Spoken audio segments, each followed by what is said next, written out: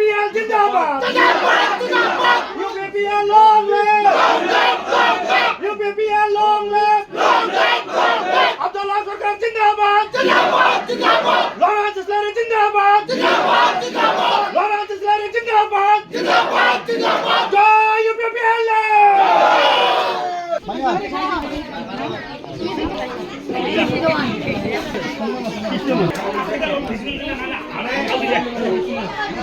নিজের জায়গাতে ওই কোনো বেয়া খবর নাই এখন আমরা সবাই নিজের জানমালের হেফাজতটা সুন্দর করে পাচ্ছি 17 বছর আপুনি কিমানজন মানুহক পাঠি দিছে এই কথা স্পষ্ট কৰিব লাগে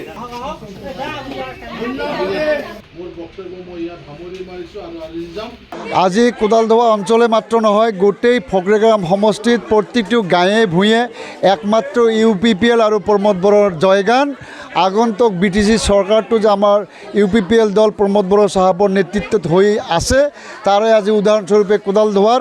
80% মানুহ আজি UPPL দলত যোগদান কৰিছে আমি এইবাৰ স্বতঃস্ফূৰ্তভাৱে এইবাৰ কাৰো লগত প্ৰতিযোগিতা নকৰাকৈ আমি এইবাৰ বিপুল ভোটত UPPL দল এই ফকৰেগাম সমষ্টিৰ পৰা জিতাই লৈ যোৱাৰ কাৰণে সকলো জাতি জনগোষ্ঠীৰ ৰাইজে আগবাঢ়ি আহিছে চাওক UPPL সদায় নিখিল বড়ো ছাত্ৰ সন্থাৰ আহ্বানৰ প্ৰতি আমি সঁহাৰি জনাই আছোঁ তেওঁলোকে বিচাৰে বড়ো প্ৰধান যি দুটা আঞ্চলিক দল আছে তেওঁলোকে একত্ৰিত হ'লে ভাল হয় BTR চুক্তিৰ কিছু দফা যিহেতু এতিয়াও সম্পূৰ্ণ হৈ উঠা নাই তেনে ক্ষেত্ৰত তেওঁলোকে ভাবিছে আৰু জাতীয় সংগঠন হিচাপে আমি সন্মান জনাই তেওঁলোকৰ কথা মতে আমি কৈছোঁ ঠিক আছে যদি হ'ব পাৰেতো ভাল কিন্তু আপোনালোকে দেখিছে অলৰেডি BPF 22টা সমষ্টিত কেণ্ডিডেট ডিক্লেয়াৰ কৰিলে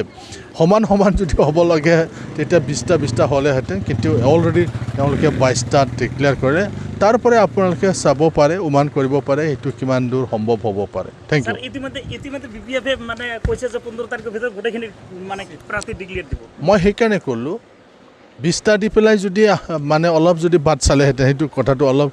মানে ভাবিবলৈ মানে থল থাকিলেহেঁতেন য'ত 22টা ডিক্লেয়াৰ অলৰেডি কৰিছে তাৰমানে তেওঁলোকেও হয়তো নিবিচাৰে সেইটোকে প্ৰমাণ কৰে যেই নহওক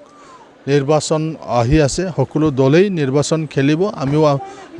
সকলো সমষ্টিতে প্ৰাৰ্থী দিয়াৰ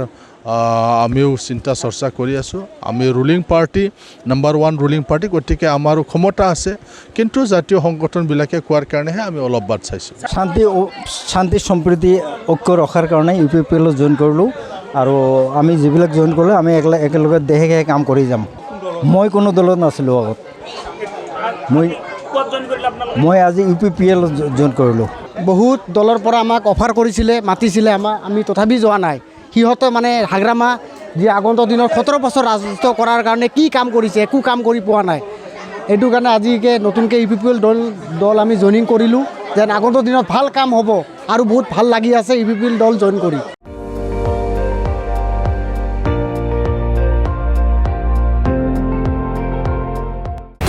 আপুনি চাই আছে ND24 সৰ্বশ্ৰেষ্ঠ নহয় সৰ্বোত্তমৰ দৌৰ